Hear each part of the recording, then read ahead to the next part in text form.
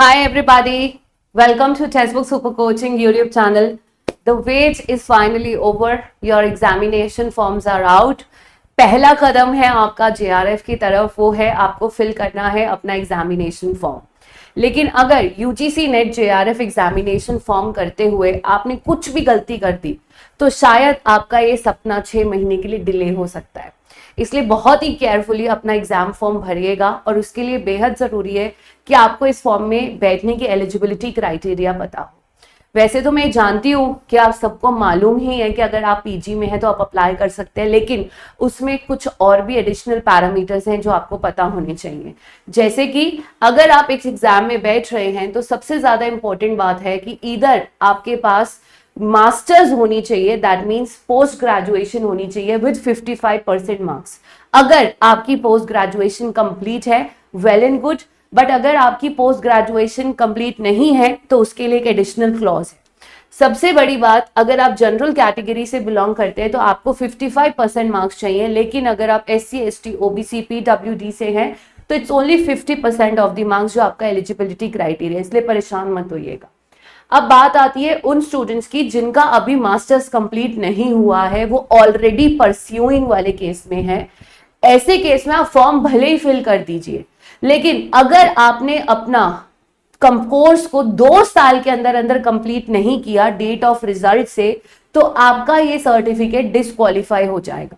यानी आप प्लीज भरते समय ध्यान रखिएगा कि क्या अब से 2 साल के अंदर अंदर आपका कोर्स कंप्लीट हो रहा है तो ठीक है। अगर आपको ऐसा लगता है कि नहीं, जैसे कि डिस्टेंस एजुकेशन से कुछ बच्चे हैं, अगर आपकी मास्टर्स 2 साल में कंप्लीट नहीं होने वाली तो वी वुड से यू आप इस अटेम्प्ट में मत बैठिएगा, क्योंकि आपको from the date of the result से 2 साल के अंदर अंदर कोर्स को कंप्लीट करना पड़ेगा।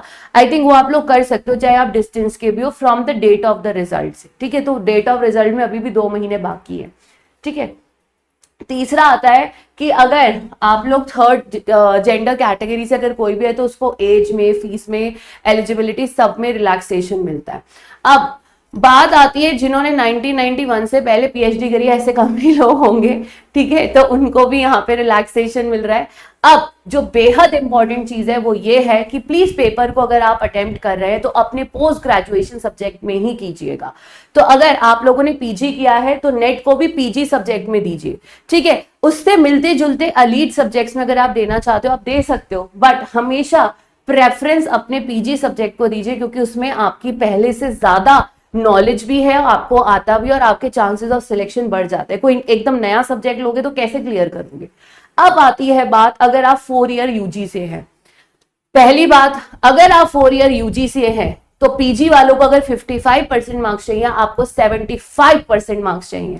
तो देखा, PG वाले स्टूडेंट्स कभी ये मत सोचना कि आपको क्या बेनिफिट मिला है, सीधा 20% मार्क्स उनको आपसे ज्यादा चाहिए।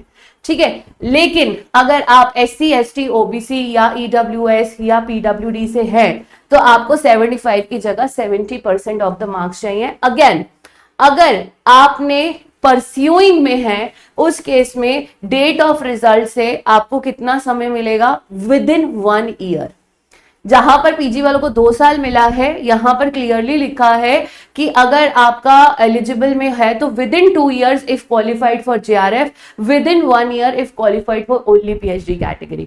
यानी अगर आप परस्यूइंग में हैं और आप JRF के लिए अप्लाई कर देते हैं नेट के लिए तो आपको 2 साल का समय देती है सरकार।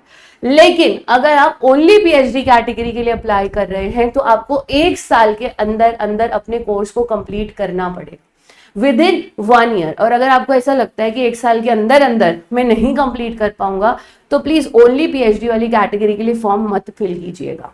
ठीक है, और प्लीज वहां पर कोई भी डॉक्यूमेंट्स को भेजिएगा मत। अगेन, जो बच्चे 4 ईयर UG में हैं तो देखिए उनका तो कोई PG सब्जेक्ट है नहीं, तो वो अपनी 4 ईयर UG से जो मिलता जुलता सब्जेक्ट है उसको पिक कीजिएगा फॉर नेट एग्जामिनेशन, क्योंकि उनके पास तो कोई PG नहीं है। ऐसे में आप वो सब्जेक्ट पिक कीजिए जो आपके मिलते जुलते एरिया से है। क्लियर, तो इस बात को याद रखिएगा। एंड JRF की वैलिडिटी 3 साल की है, यानी जब भी रिजल्ट आएगा 3 साल के अंदर अंदर आपको PhD में एडमिशन लेना है। नेट की वैलिडिटी हमेशा के लिए, लेकिन ओनली पीएचडी कैटेगरी में अगर आपका सिलेक्शन होता है उसकी वैलिडिटी सिर्फ और सिर्फ 1 ईयर के लिए, यानी 1 साल बाद आपको फिर से इसी एग्जाम, नेट के एग्जाम में दोबारा बैठना पड़ेगा। ठीक है, अब आती है आपकी लिस्ट ऑफ सब्जेक्ट्स कौन कौन सी है। तो लिस्ट ऑफ सब्जेक्ट्स के लिए भी आपको बहुत भागना नहीं है, यहां पर जाएंगे आपको आपका लिस्ट ऑफ सब्जेक्ट्स यहां इजीली अवेलेबल है। तो सारे नेक्स्चर्स हैं,